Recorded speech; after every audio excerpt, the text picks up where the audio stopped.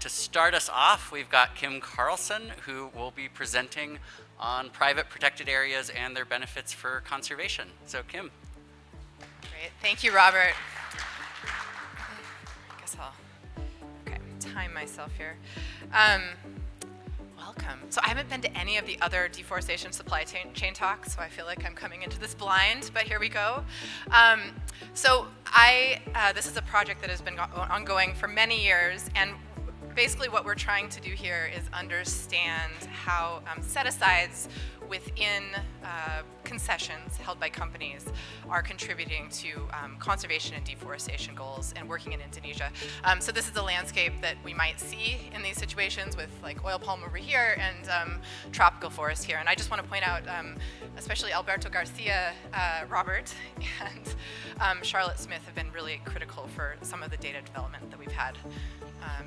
Yeah, okay, up closer, or talk louder. All right, so everybody knows public protected areas are increasing the area of conservation is a major global goal. So we've got 30 by 30, 30% under terrestrial conservation by 2030. Currently, when I checked last night, around 16% of the Earth's terrestrial surface is under public protected areas. And these tend to be located in areas that are high and far, like a very classic bias. We can even see here in Oaxaca, this is Oaxaca, the public protected areas around Oaxaca are in mountains. And this isn't necessarily a bad thing, right? Like we usually want to use the most productive, efficient agricultural lands for doing agriculture, which tend to not be in mountains. But from a conservation perspective, this possibly means that we're losing those species that tend to be in agriculturally beneficial areas, and also it might be hard for species to move across those regions. And this is where conservation within private lands, and particularly within agricultural lands, comes into play.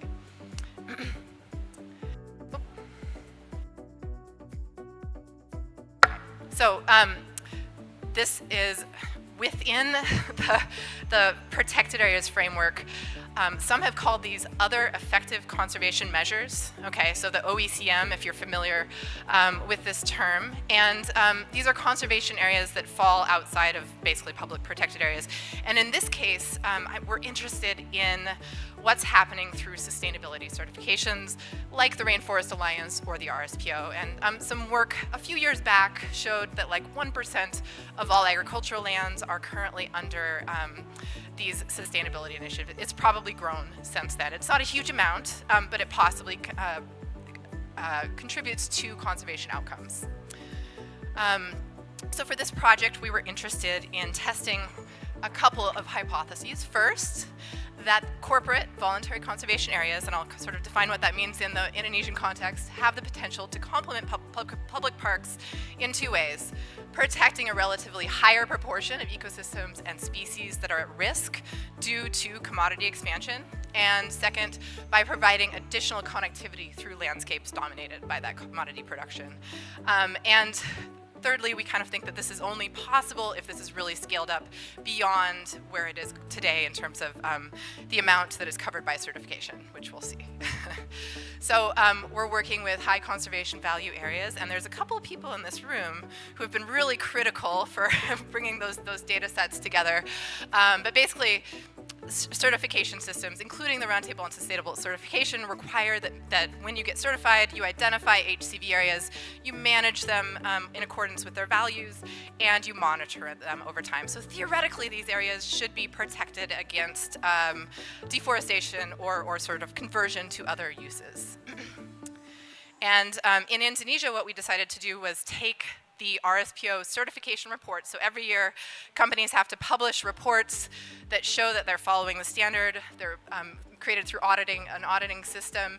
And we digitized all of the HCV areas, the high conservation value areas within those reports, as well as those concessions. And then we also downloaded the public protected areas from the World Database on Protected Areas, and these are the two main data sets we'll be working with. And this is what the distribution of everything looks like. So just to orient you, we're working in Indonesia. We have Sumatra, Kalimantan, and Papua. And then we've got 220 public protected areas and 119 concessions with HCV areas. Unsurprisingly, perhaps, HCV areas are a very, very small percentage of public protected areas, just 1%. They are also very small, on average, 17 kilometers squared per concession, versus a public protected area on average is about 800 plus square kilometers. So then what we did was we extracted a bunch of interesting information from these areas, including elevation, slope, temperature, precipitation, species richness, forest cover, and deforestation. And just because I'm talking about forest cover pretty extensively, we're using the Hansen Global Forest Cover Dataset, and just including forests above 90% tree cover. So these are really intact forests. Perhaps unsurprisingly, what we find is that our HCV areas, so on the x-axis we have HCV and protected areas, and then the outcome of interest are at very low elevations, right? They're in agricultural areas, and they tend to have low slope. So that was as expected. They're also pretty hot, but that's probably because they're at low elevations and there's no difference in terms of our precipitation. When we look at biodiversity, so this is a count of species ranges in any pixel as provided by Clinton Jenkins. We've got reptile, mammal, bird, and amphibian species richness. And for the first three groups, so reptiles, mammals, and birds, we actually see that HCV areas have higher species richness on average than public protected areas, but that is not true for amphibians, probably because there are more amphibian species at higher elevations in Indonesia. So I think this is not a perfect metric for what we might want to conserve. It would be interesting to look at like threatened species or endemic species, but it's a first step in that direction. So the next thing we wanted to understand was sort of what the deforestation risk looks like for these areas. So we created a deforestation risk map across Indonesia. I can talk about that in greater detail later if you're interested, for circa 2020 using the Hansen data. And then what we find is, again, these places are in agricultural lands that are being actively converted. They're at very, very high risk of deforestation. So HCV areas are high, and protected areas are generally super low deforestation risk, as one might expect. This has two sort of implications, though. First, if you protect them effectively, it's probably additional, right? So we've got that additionality, but also it's probably going to be really hard to protect these areas from conversion for all sorts of reasons. They're also very small, so any edge effects that might cause deforestation within these patches, these HCVs, even if it's not conversion for commodities, might be contributing to deforestation rates.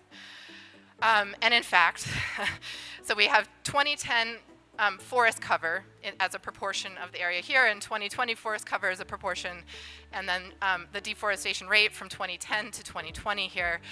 We see that HCVs actually have a pretty high proportion of forest, on average a little bit less than 50%. They have pretty high deforestation rates, and so by 2020, we still have about 25% of them covered in very intact forest, right? So this above 90% forest cover versus our protected areas don't change very much.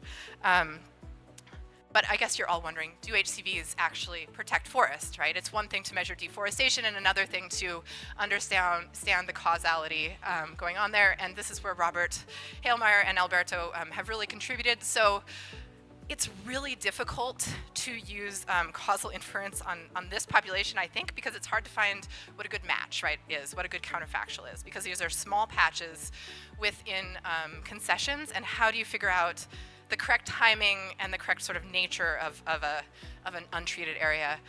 So what we did was we linked each of these concessions to a mill, and through supply chain analysis, and we figured out when those mills started operation. And we learned that about 4 years before the mill that is linked to the concession starts operation, there's a positive impact of HCV assessment on forest cover. Okay, so it's a significant positive impact. It's really small. So it's like 3% of concession land cover. And so that means, like, especially as your concession forest cover. So as your concession forest cover goes down, the absolute impact of this intervention is very, very small. We also were interested in what would happen if you scaled this intervention up to, say, all of the mills that were developed from 2010 to 2020. So what we did here was to calculate the proportion of the concession forest that was designated as HCV in the year of HCV assessment. So that turns out to be about 17%, and this is the full distribution. And then we said, okay, so for every mill that's developed from 2010 to 2020, we're going to protect about 16% of the forest that is in existence in that mill development year. We still have to work on the spatial distribution of the protection. So this is our protected forest. That's on my to-do list. It's not very good. But we learned that there were about 367 concessions that were linked to a mill that was developed in that 10-year period. And about 21% of all those protected forests, which are in the blue, were actually deforested. Okay, so that might be what we could consider the counterfactual impact of this intervention. Unfortunately, if we look at all of Indonesia's forest cover, even at this very high threshold, that's only 0.02% of all the forests in Indonesia in 2020. Okay, so for all the mills that were developed, if we apply this approach, that seems to be the outcome. There's obviously a lot of refinements that we could take here to improve the methods, but it's not the most glowing conservation outcome that I've ever measured. Okay, so to summarize, HCVs are super small. They are in flat, lowland, warmer areas, so potentially have this additional conservation benefit. They've been rapidly deforested, and they're at high risk for deforestation. And they're associated with, so assessment is associated with significantly higher levels of concession level forest. But at this point, we don't see that any sort of scaling up might have a significant impact on Indonesia's forest cover. And we'd like to look at this in terms of connectivity of forest patches as well in the future. So with that, say thank you to our funders and collaborators and take a couple questions.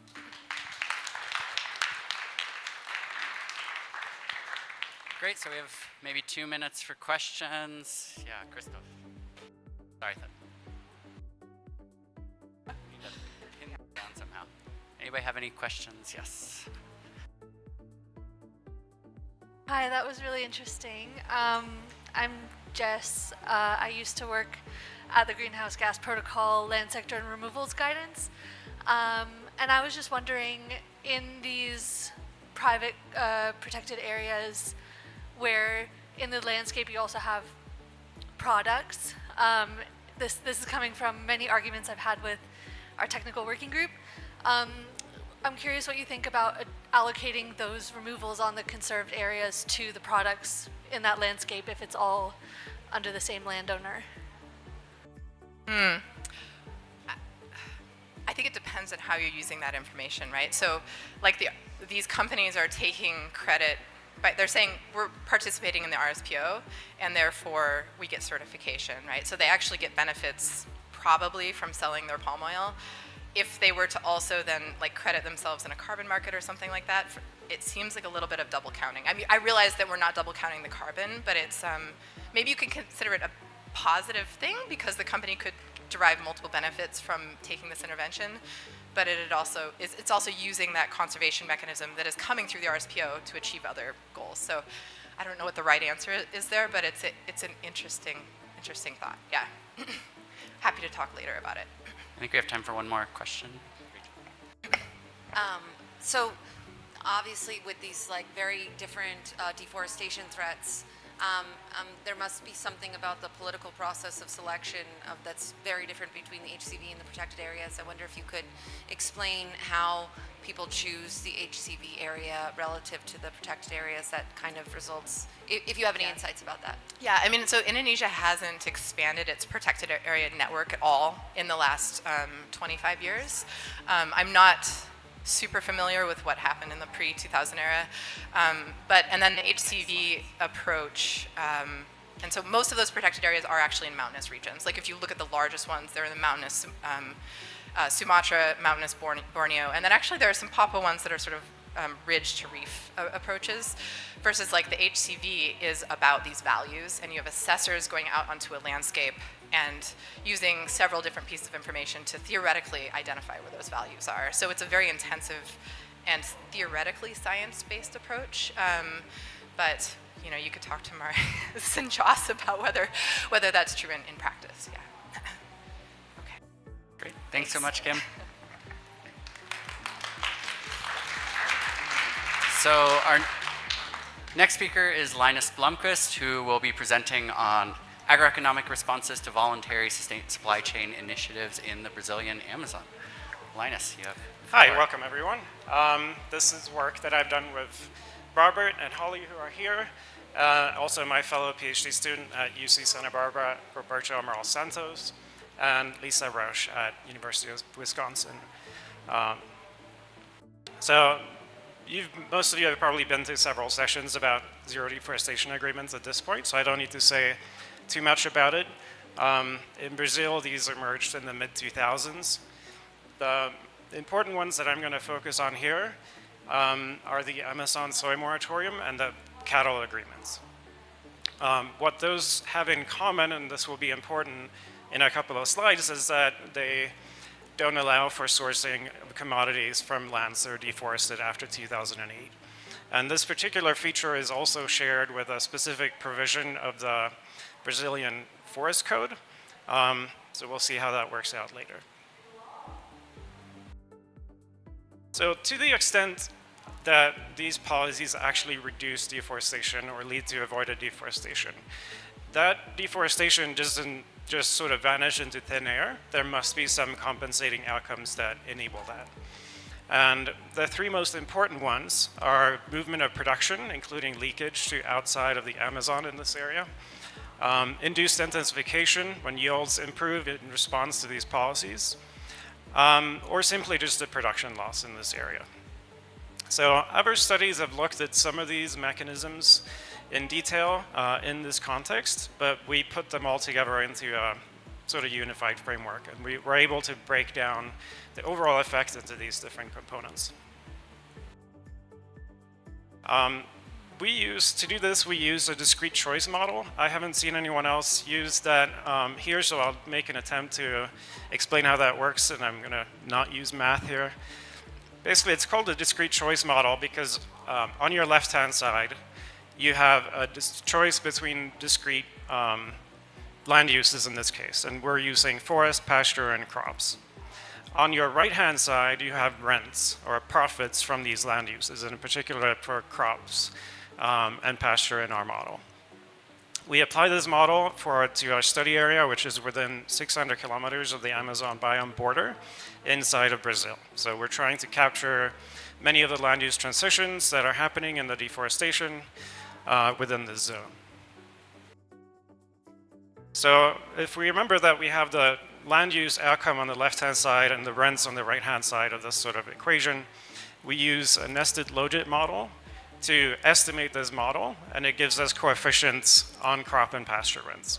Once you have those coefficients, you can plug in values for those rents and get a predicted land use outcome under different circumstances. To capture the effect of these policies, we also include a dummy for pixels, in this case, that are subject to these policies. And they are subject to them if they're inside the Amazon, the year is 2009 or later, and the pixel was forested in 2008.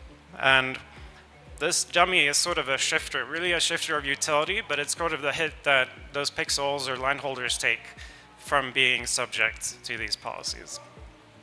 And as you notice, this definition of the policy dummy captures both the soy moratorium and the cattle agreements and the specific provision of the forest code. So it's an evaluation of how those policies work together. Having estimated this model, we then make simulations for how land use would evolve under two different scenarios. One scenario is what sort of happened in the real world with the policies in place. And we also have a scenario with a non-policy counterfactual. And having these two scenarios enables us to compare the outcomes under the two scenarios and infer the effects of the policies. We also, in order to capture some of these mechanisms, we have endogenous prices and yields. So from one time step to the next in the simulation, you have a change in land use. Maybe you have more pasture or less crops or something else. That change leads to a change in production, which is a supply shock that affects prices. And that happens through a demand elasticity. The price change in turn affects yields. Yields respond to prices to some extent. So from that first time step to the second, you have a change in yields and you have a change in prices. Those are the starting conditions for the simulation in the next step. So this evolves kind of iteratively, and we iterate between the years of 2008 and 2023. We take all these elasticity estimates from the literature, except for cattle yields, or the cattle yield elasticity. This one, for now, just provisionally, we use the same elasticity as for crops. We plan to estimate that ourselves in the future.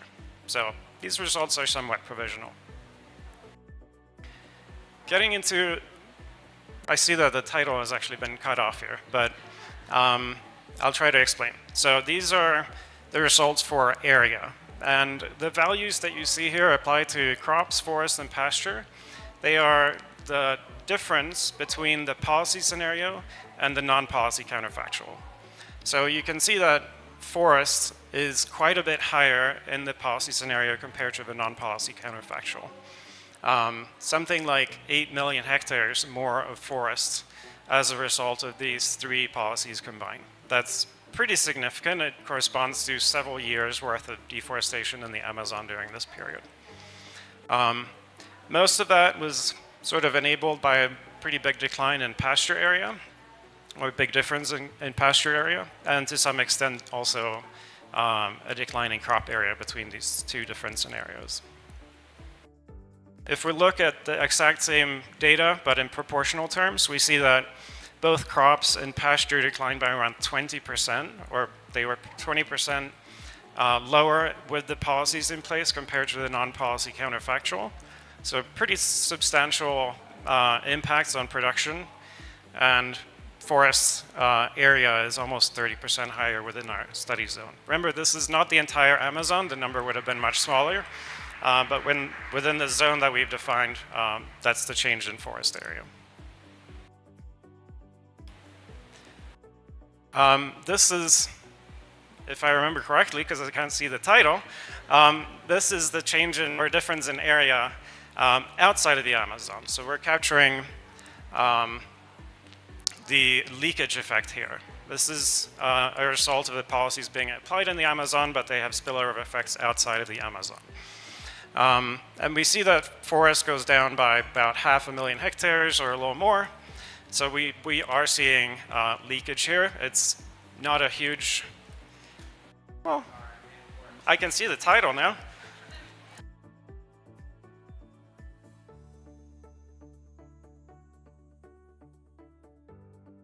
Okay.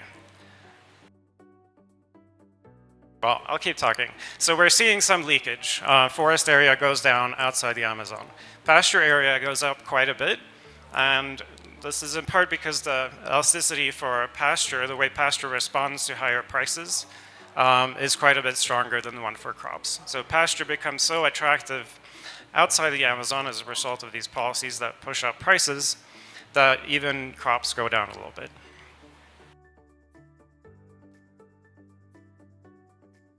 So we've looked at leakage. I mentioned that the three compensating outcomes were leakage, production, and induced intensification. Here we can see the effect on production, and it's sort of proportional to the drop in area. We see that production of both crops and pasture goes down by about 20% inside the Amazon. So again, pretty significant changes there.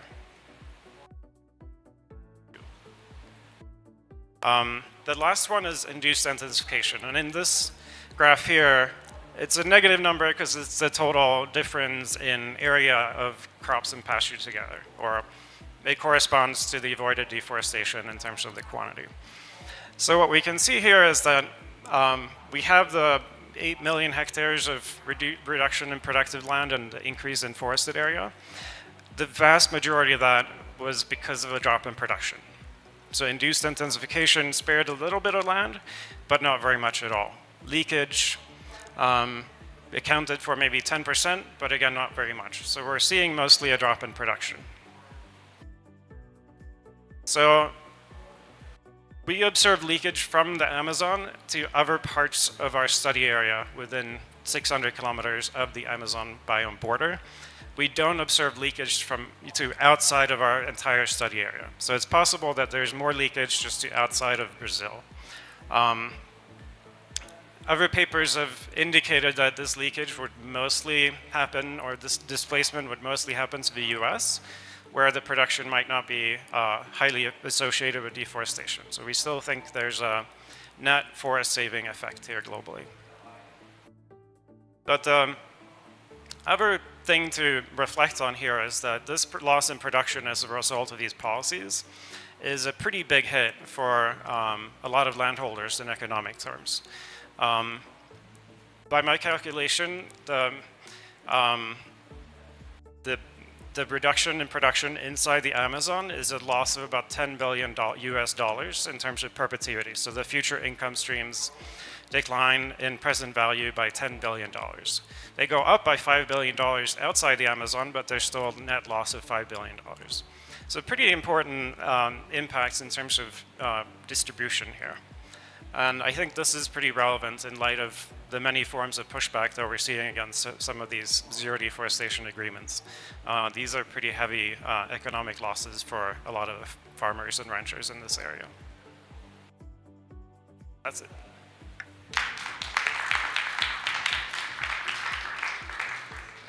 Great, we have time for a couple questions. Yes. Thank you. It was very interesting. I just have 2 clarification questions. The first is, why did you decide to use the 600-kilometer buffer? And the other one is, what exactly are you meaning by production here and production loss? I didn't got that really right. Okay, so we're estimating this model. The sort of basic input to it is looking at transition probabilities. So we want to observe transitions between land uses in order to estimate how those are affected by rents. So we chose this border in order to capture much of pasture and soy production in particular. We didn't want to go all the way deep into the Amazon because we're not capturing a lot of transitions there. So that doesn't really help our model.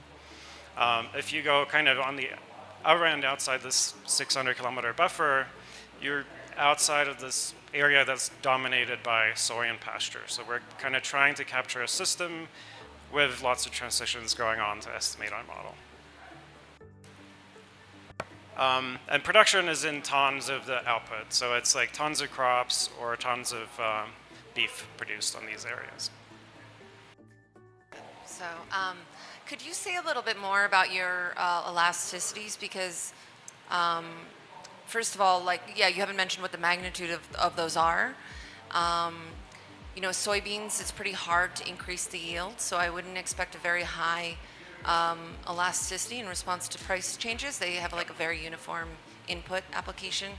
And then as far as the area elasticities, I was really curious about where you got those and the differentiation between the elasticities on forested lands versus pastures, and where that I just want to know more about this because, you know, Kim and I spent like 5 years thinking about how this affected rents and a lot of the assumptions that you have in there, like we never could find evidence of. So I was curious, like where you took that information from and what the magnitude was.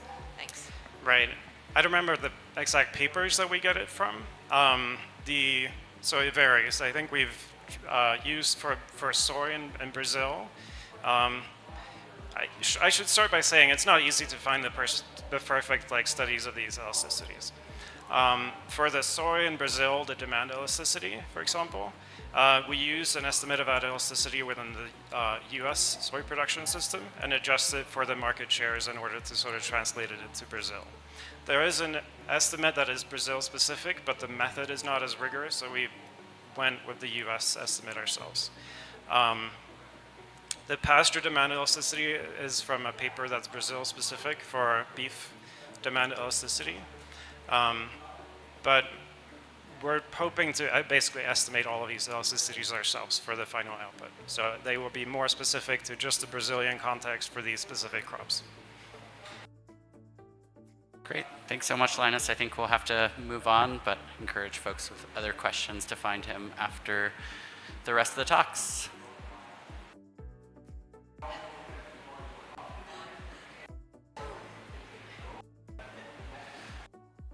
Wonderful. So our next presentation is Ben Goldstein, who will be presenting on certification and its influence on supply chain stickiness.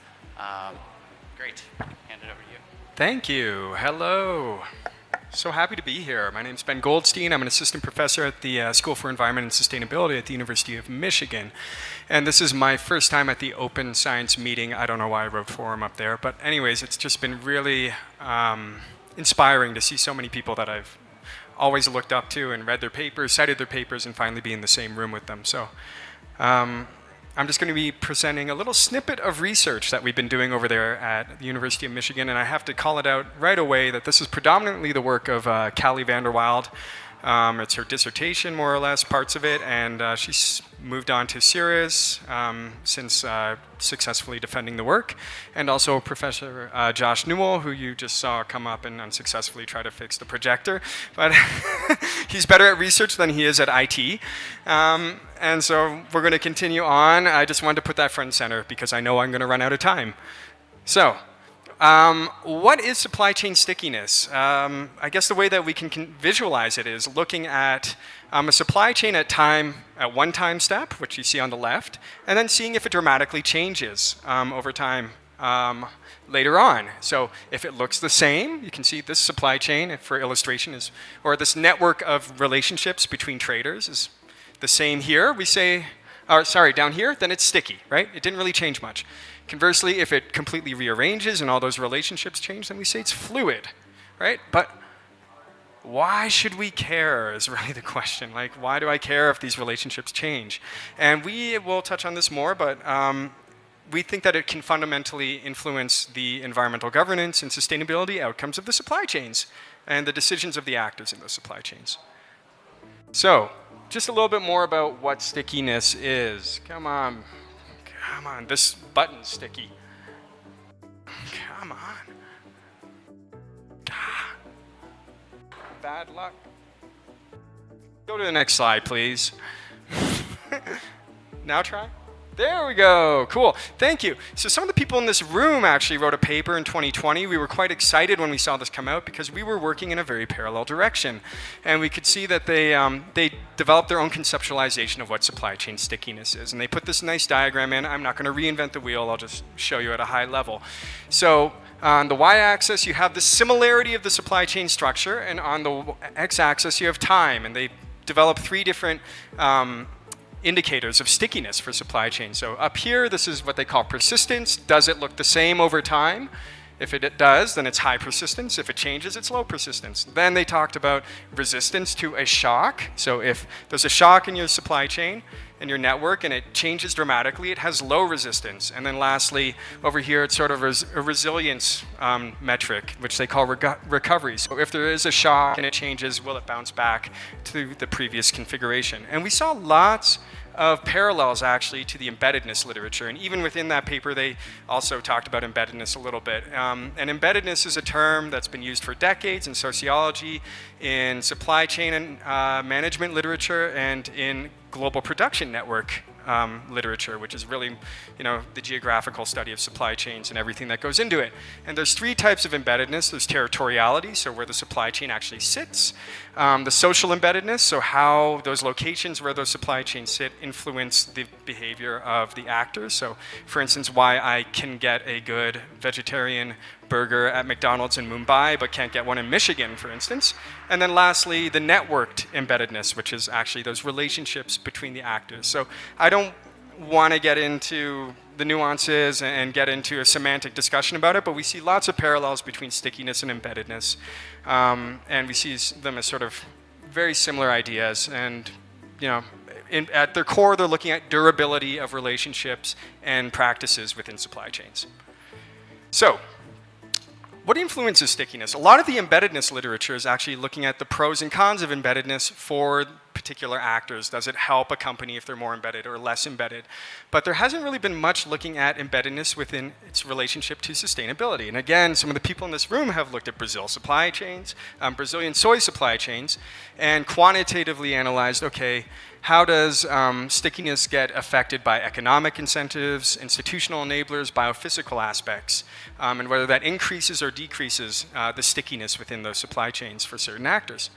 But what about environmental certifications? We saw that this was sort of something that had not been studied yet. And we think that we hypothesize that certification could actually be related to stickiness for a number of reasons. These types of conventions require data and documentation sharing between actors. You need to have trust between those actors to believe that the documentation is legitimate.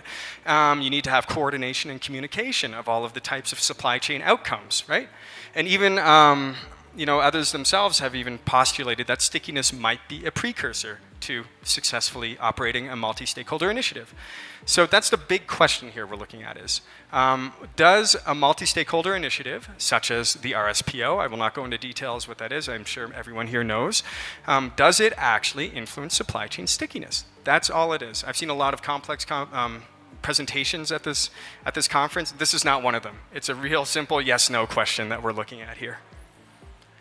So, our case study to do this, we're looking at Guatemala. Cali was really interested in Guatemala for a number of reasons. One is that it is projected to be the third largest palm oil producer by 2030. It has an extremely high penetration of RSPO out of Latin American producers. And so we took data on the Guatemalan supply chain for palm oil. Here she sketched it out completely. Her dissertation was concerned with looking at trade from Guatemala to the US via Mexico. And so we found data to look at Guatemalan exporters and Mexican importers. We had 22,000 individual shipments between these two actors, covering 76 companies for the years 2011 to 2019. And we combined this with data from the RSPO membership database and various other corporate information databases to figure out other aspects such as company size and age and things like that. So just to reiterate, Guatemala, exports from Guatemala to imports in Mexico. And how did we quantify embeddedness, stickiness? So there's a lot of ways you can do it, but at its core, it doesn't matter if you use the methods that have been used before, as long as you're trying to measure durability, and that's what we did here. We used a network called the Dynamic Network Score, which is actually originally from biology, network biology. And at its core, it's looking at interaction between nodes in that network. So if they stay interacting over time, that increases their network score. And also, if the size of the interaction remains constant or grows, stable or grows, then it's also increasing your DN score. So it's a nice way to get at this idea of stickiness. And so just to illustrate that here, you can see in year 1, year 2, year 3, 4 different traders. B has the highest stickiness score because they maintain their trade relationship and the amount of trade remains the same.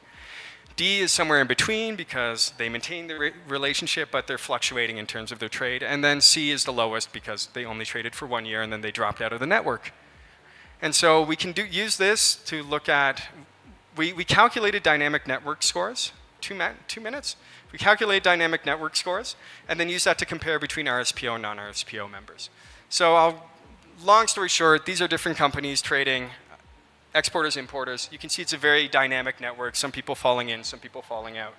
Here is your actual network. What you can take away from this is that the RSPO members who are blue, importers and exporters have different shapes, doesn't matter. We looked at them as a group. RSPO, they are bigger.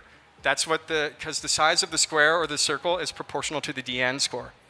So bigger scores, they look visually bigger. Actually, they're also statistically larger. We could see that all of the RSPO affiliated members had a DN score of 0.7 versus non-RSPO, which had 0.23. And this is statistically significant. So RSPO is actually leading to more stickiness, or is related to more stickiness. So jumping forward, because we say there's a lot of other confounding variables that might be involved in this, we checked if companies were part of signatories to the New York Deforestation declaration, or their sales, their age, the year of the trade, and we can see that none of these were statistically significant in terms of the stickiness. Only the RSPO, at least in our model, turned out to be the thing that differentiated the stickiness scores when we did this mixed effects model. So moving forward, and this is almost the end of it, we see that we have these established linkages in the literature, that we can see that there are these linkages between certification and stickiness that we just showed, and that stickiness can lead to different things such as trust and dedicated investment, but there are some open questions that remain. For instance, does stickiness actually lead to better outcomes, I think is the real big question that we need to grapple with. Is it going to lead to more transparency and better land use management practices and sustainability, or is it going to lead to perhaps nefarious practices, actually, and unholy alliances? So this is an important question, just because I think we're going to be seeing a large rewiring of the global trade network in response to a lot of things that are happening, such as the EUDR and many other supply chain laws that are coming out. And I think it's a ripe time to be exploring this question more deeply. So that's it. Thank you. I'm looking forward to your questions.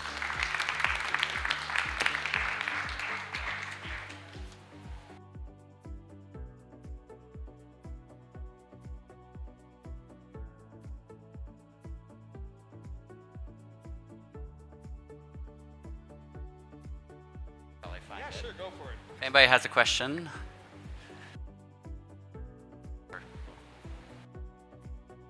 Yeah, thanks. Stickiness is new to me, as is embeddedness. So this was good.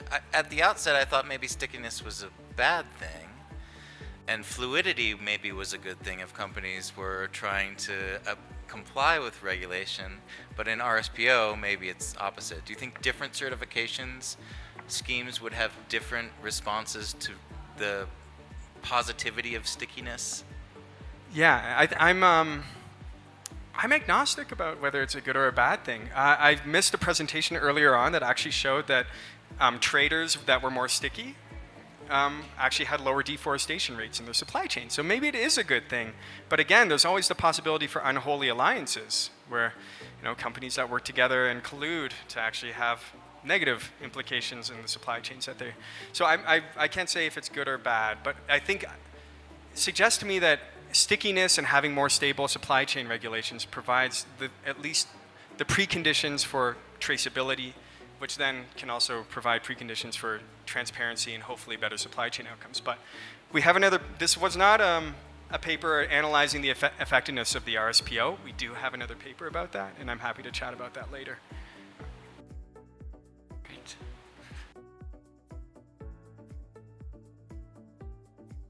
Thanks very much. I'm a supply chain scholar myself in a business school, so I find it very delightful that there's an alternative way of phrasing what we'd call sort of strategic partnerships versus dynamic partnerships. And the role of a business in whether they have a long-term partnership or very rapid retendering for contracts is quite a key topic. What I'm curious about is which way round is the cause and effect? So is it that companies that are using RSPO by definition have long-term partnerships? And the flip side of that is if you're a commodity trader and you make 90% of your profit from spot markets, which are dynamic or fluid, then how easy is it for you to ensure your farm level polygon under the EUDR? And if it's is there going to be some sort of data platform that's going to need to, wrangle that data very quickly in order for those spot markets to still work? Well, definitely we need some sort of data platform. I think RSPO is trying to position itself as a de facto way to actually comply with the EUDR, and are trying to position themselves and come in and say, you know what, you don't even. It makes the EUDR a tradable commodity almost, right? Like if you have RSPO, then you can trust that you're actually in compliance. So I think that's a shortcut to thinking about it. I can't say if the RSPO actually leads to those outcomes or not. But I know lots of people in this room know more, and there's plenty of different initiatives trying to build said data platform, but because of the scale and complexity of the global supply network, it's a tall task, to say the least. So, but we can chat more. I'm happy to chat more after this. Thank you. Thanks so much, Ben. Thank you. Great. So our next speaker is Andrea Garcia. I'm going to present on Pasto de Bato. Hello, everyone. Is it right? Okay. So good afternoon, first of all. Thank you for being here. My name is Andrea, and I'm here today to present the Pasta ao Prato, or translating from the pasture to the plate, which is an initiative that uses citizen science approach to shed light on beef supply chain in the domestic market in Brazil. Oh, the pointer.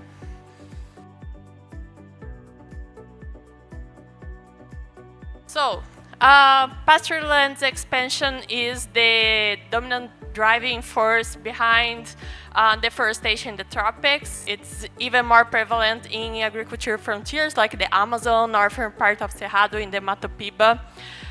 Just to give you an idea of, in the legal Amazon in the last 10 years, pastureland expanded 15%, which means an area almost larger than Portugal itself. And for Brazil specifically, beef is mainly consumed internally. It's not exported. So 7% of the market is domestic. And one large difference between the domestic market and the exports also is the lack of transparency that we have for domestic market. So for exportation, we at least have a minimum amount of information where this product is going. It's not the same for the domestic market. We have no idea where it's being sold. And of course, if you don't have transparency, it's much harder to have accountability for sanitary requirements, environmental or social commitments, or even any kind of illegality. So the Pasta ao Prato was created to bring more transparency to the market. In Brazil, any product based on any kind of meat, animal, like even honey, needs to have this inspection seal. And this code that you see here refers to a specific slaughterhouse in the country. So we created an app where consumers can scan those codes, and then we know which supermarket does products from certain slaughterhouses being sold. At the same time, when the consumer use the app in the supermarket, they can access indicators about that supply chain. So deforestation, fire, sanitary performance, forced label, link it to the supply chain, bring the products to the supermarket. And then the idea is that bringing more transparency to the supply chain, so the consumer uses it to have indicators and have a more conscious consumption, but at the same time feeds in our data bank the data where this product is being sold, and bring more transparency to this whole chain. We can encourage more engagement across this whole value chain. And of course, when we say engagement, it's not just ranchers, slaughterhouses, and retailers or consumers. It's a whole variety of actors, banks, government, justice systems, associations, and many others. So how the Pasta ao Prato can bring information and help to promote change in the sector. I prepare here some examples that can give you a good idea of what we bring to the table. So looking at the Amazon, there is hundreds of slaughterhouses in there. Here, you see 3 different categories. So we classified the slaughterhouses according to the commitment that they have. So they can have some sort of commitment to reduce deforestation. They can have no commitment at all, or they can have a commitment, but they don't publish their audits, or if they publish, their performance is not good. On the left side, you see the number of slaughterhouses by state and the commitment, the status of commitment. And on the right side, you see the same slaughterhouses, but by capacity of processing. So the volume that they're able to process. And there is a big difference in between those because the largest ones have some sort of commitment. But still, when we see the total volume, almost half of it, the total volume corresponds to slaughterhouses without any commitment or with a lack of transparency or performance. So it's a lot of space to leak products that don't comply with just commitments or have some kind of illegality. Sorry. Those products should leak through the supply chain. And we can compare then where those products are going. So for products that have some kind of commitment and good performance, most of them go to southeastern Brazil. São Paulo, 25%, of course, the largest consumer center in Brazil. Also, a good chunk go to northeastern states, and about 20% stays within states in the legal Amazon. When we look at products without any commitment or with poor performance, most of it stays within states in the legal Amazon. But also, a good chunk also go to northeastern, southwestern Brazil, and São Paulo, the biggest consumer center, receives about 11% of those products.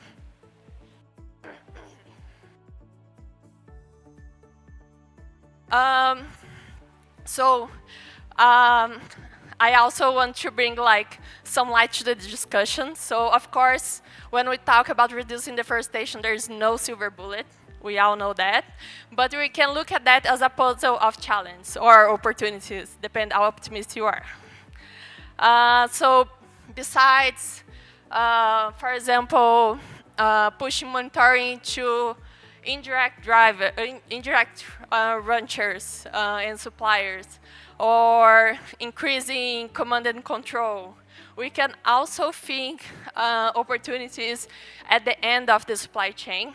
So empowering consumers and also trying to encourage collective action through, for example, associations. And of course, associations, they normally represent the interests of slaughterhouses, retail sector, not consumers themselves.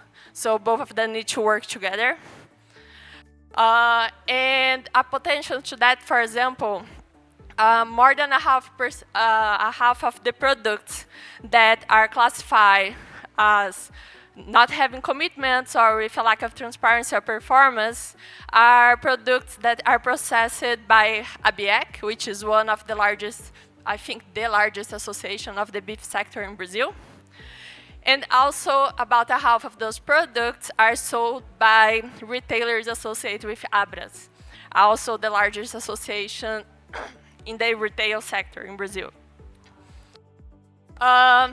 So, just to say that we have a lot of room and opportunities to increase the coverage of those commitments if we are able to leverage consumers' interests and engage those kinds of associations in the sectors. But I also want to draw your attention to our website, dopastalprato.com.br, where we have dashboards summing up the data that we collect through the app for the whole Brazil. You can also download just data in there. Today we have more than 6,000 users, active users, and more than 24 and increasing readings through the app. And the Pastel Prato has also enabled other organizations to make some really nice work. For example, here we have reports from Reporter Brazil and Might Earth with published report about the largest retailers in Brazil and their exposure to deforestation or other illegalities through the beef supply chain. And as a result, months ago, we have, for example, annual shareholder meeting of Carrefour discussing procurement policies of beef in Brazil for the domestic market specifically.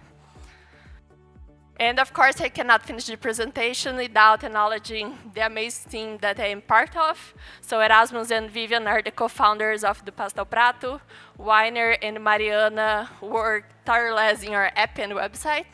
And Dari is our amazing engagement leader. Sorry. Thank you very much. I'm open for questions, and if you want to talk about something that doesn't fit in this time frame, I am open for it through the Congress.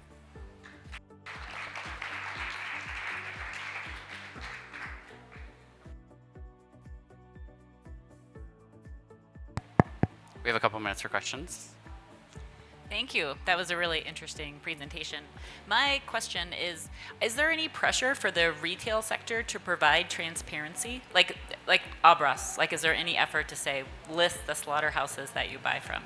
No. For example, they published their annual report on sustainability this year. There was no mention of supply chain or anything related, so there is zero pressure right now.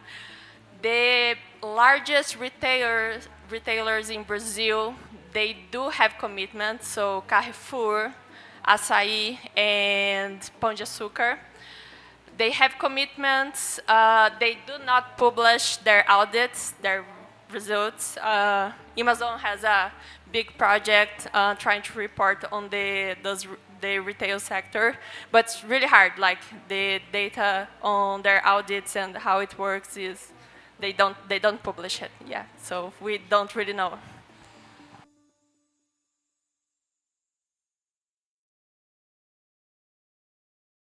Thank you for the presentation. I was wondering if the participation in the app was fairly evenly distributed across the different regions of Brazil, or did you see like a higher percentage of population using the app in certain parts of the country? We have data for all the states and for the largest cities in Brazil, for sure. But of course, like cities like São Paulo, we have much more readings and users in São Paulo than any other place. It's the biggest consumer center we already expected. But we have a minimum amount of I don't remember by heart now, but we can check it on the website. It's available there in all the states in Brazil. Time for one more question. Great. Thank you. There's been a lot of talk about beef in Brazil Yes, I know. conference, and as I understand, 80 to 90% of Brazilian beef is consumed at least regionally. Yeah, it's 7-something% Yeah. stays in Brazil. The rest is exported. I wonder, is there a discussion? I've never been to Brazil, but culturally, is there discussion of like You should come. meatless Mondays, or is there any work to reduce beef consumption, or is it so culturally intertwined that it's just a verboten topic? Because we've sort of made attempts here in the States, and it's, it's still, so cultural that it's difficult. But it strikes me like we're talking about tagging the individual ears of beef, and I just wonder, are there researchers working on it? Are there social movements, or is it just not really at the surface? There is a few layers for this answer. So there are some movements like that, but they are very niche. So in general, the population, I would say that there's not really like a countrywide, nationwide that reaches like every social class and things like that. You don't really see that. There are some organizations that try to work with consumers, but the experience that we are having so far, we partner with few of them, they are much more focused on the nutrition or the consumer's right point of view than reducing the consumption of meat itself. Welcome. Thanks so much. Welcome. Wonderful.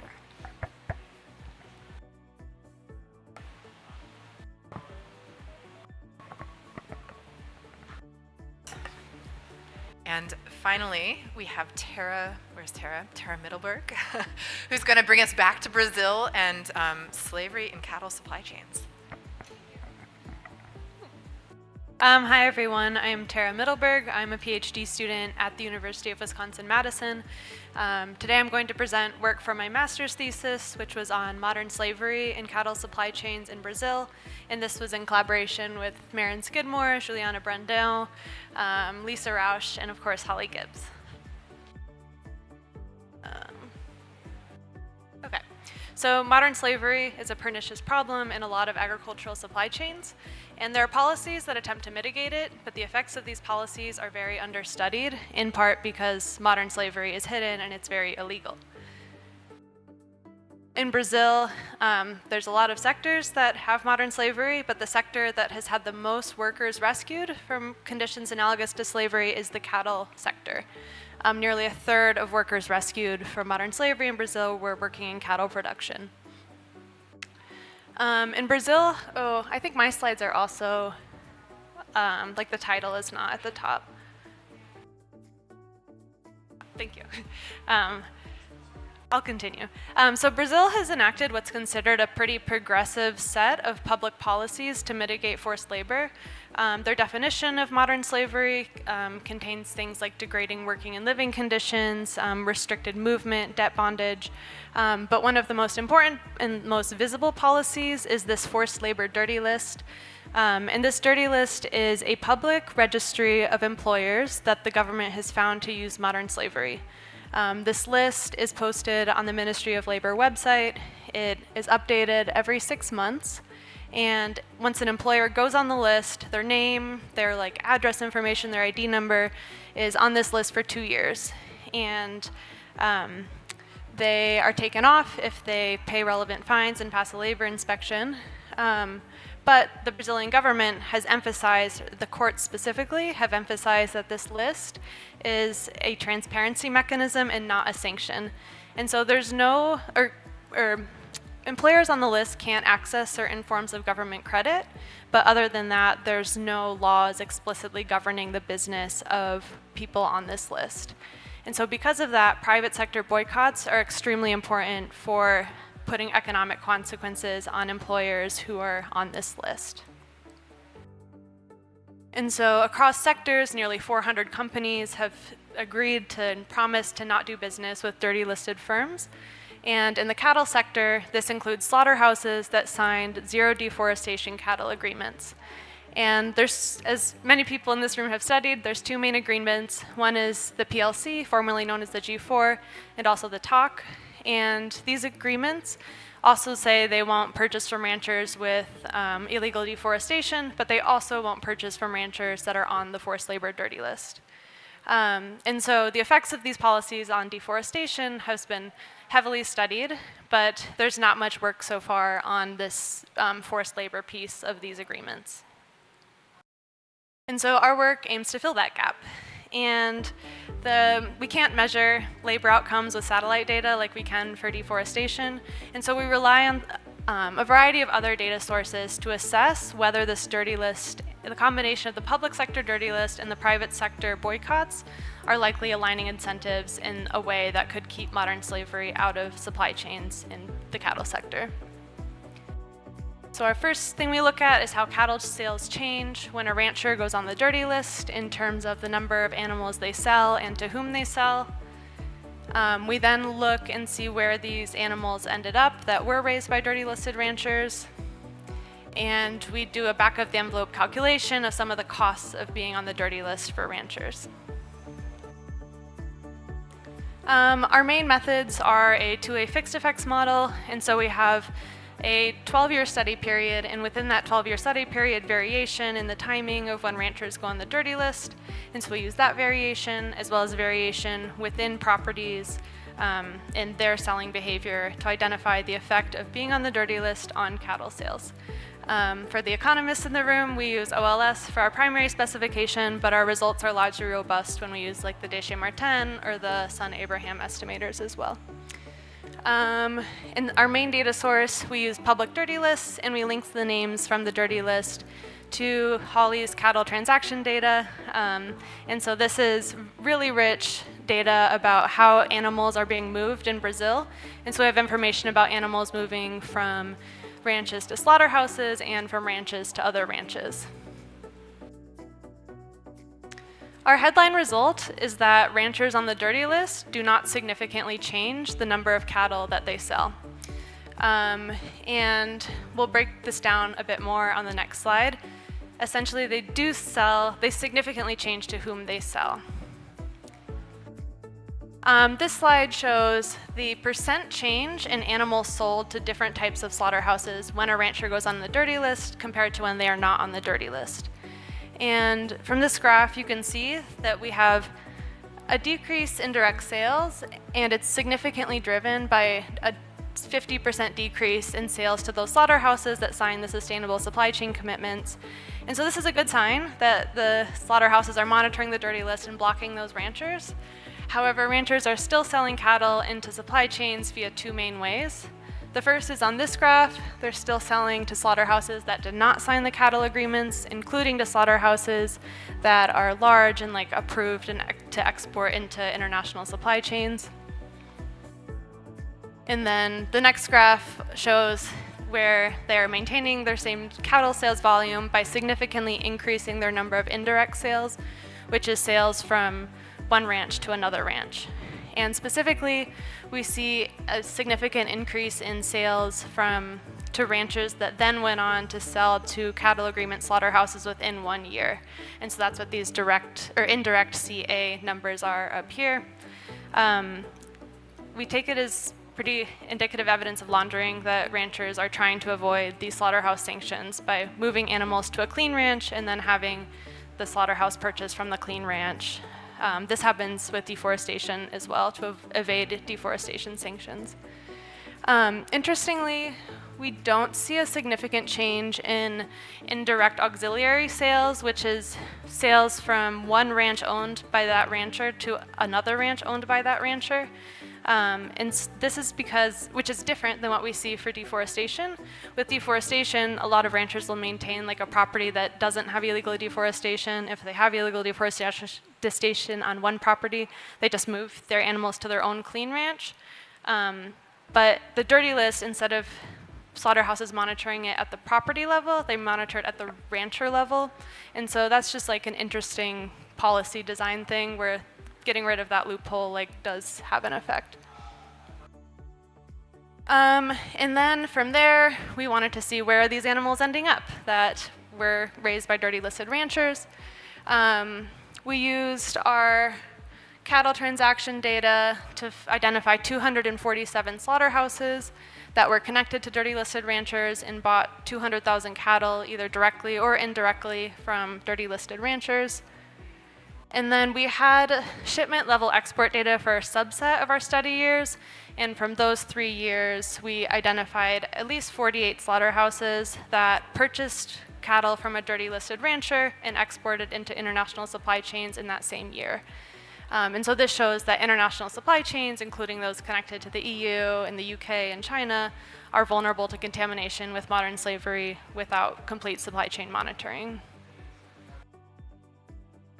We then were interested in these potential costs of laundering compared to being able to access the cattle agreement slaughterhouses directly. And this is important for there being a deterrent effect of the dirty list. If ranchers perceive there's a cost, they might be less likely to do forced labor. And so we conducted qualitative interviews to calculate some of the costs that ranchers might face. We found that the only guaranteed costs ranchers would face would be filing paperwork in the name of a clean rancher, and that's a very small percent of the expected revenue they would get from selling directly to a cattle agreement slaughterhouse. Additional costs that ranchers may face in some contexts, but not in other contexts, They might have to transport animals to a clean ranch. That comes out to about less than 1% of expected revenue. And then in case the clean rancher took like a cut from the rancher for laundering the animal, we couldn't just like ask people like, how much did you pay to launder your cattle? But we looked into other types of intermediary services in this sector and found that people typically charge 1 to 10% of the value of the animal for those types of services. And so in total, the expected cost of laundering is pretty low, 0.1 to 12% of expected revenue, depending on the exact combination of these costs that a rancher might face. The main policy implication of our work is that supply chains, including international ones, are vulnerable to having modern slavery in them if there's not complete supply chain monitoring. And so this diminishes the credibility of slavery-free supply chain commitments, and also reduces the deterrent effect of the forced labor dirty list, probably. There's a lot of momentum in Brazil right now to monitor indirect suppliers for illegal deforestation, and so our work shows the importance of including modern slavery in those discussions as well.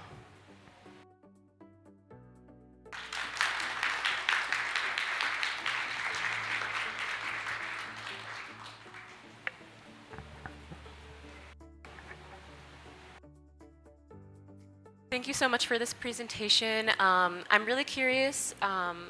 You mentioned trying to identify like what the costs of laundering would be, but I'm also curious for the ranchers who are clean, what is, I guess it's like, do you understand or are you interested in understanding more about their motivations for assisting not clean ranchers into laundering? Because it seems like that would be a situation where it's like, oh, the dirty ranchers are paying the clean ranchers to do this for them, and that would also be a cost. Obviously, they're probably not going to admit that, but are you guessing that that is what is happening? Yeah, that's a great question and something we've thought about. So our understanding is that, well, for one thing, it's not illegal to launder cattle for someone. There's no like laws that it is illegal, and because the slaughterhouses are only monitoring their direct suppliers, like the slaughterhouses also aren't going to boycott you because they're not going to see that you purchased from a dirty rancher. And so there's no like monetary costs or like legal costs. There could be like reputational costs, of course, or just like moral costs. And so that would be like why we would expect there to be situations where like they would take a cut from doing the sale. At the same time, like we've talked to ranchers and like they think the dirty list policy is unfair, and like they're like seeing it as like doing a favor for their neighbor to help them launder cattle, and like, so it depends on the context, I think. Yeah. Sorry to be asking so many questions during this session, but it's such great work, and I'm so happy that you're doing work on slave labor.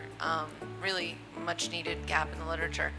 So when my PhD student Sam was doing research with the GTA, he found that it was really hard to distinguish someone as being in one of these supply chains versus being out, and that's an important, obviously, treatment effect that you're trying to, but like they switch all the time from year to year.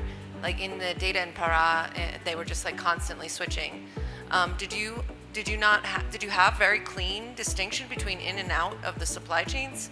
And then I guess a follow-up question is, yesterday we were talking about vertical integration as a response, and was there any difference in these outcomes between, or did you look at that at all, like farms that were full cycle in the chain versus out of the chain versus ones that had the two, sorry, I'm looking at both of you, the two nodes not that are vertically integrated? Thanks. Yeah, so for your second question, I think that's interesting and something we didn't specifically look at, like heterogeneity. Our sample size isn't very large. We have, with this analysis, 121 dirty listed ranchers, so it might be hard to do that heterogeneity analysis. And in terms of the supply chains, yes, people are like moving around a lot. And so when we're trying to classify these supply chains, we're mostly just looking like, for the indirect suppliers, for example, if you sold to a clean rancher, did that clean rancher sell within 1 year of purchasing? And so we're trying to capture that temporal piece as well. Maybe time for one more question. If not, I think it's time for coffee hour. I will thank the co-organizers, so Kim Carlson and Holly Gibbs, and huge thanks to all the presenters. Super fascinating set of talks, and hopefully over coffee you can dig into all the studies and find folks to continue the conversation. So thanks so much.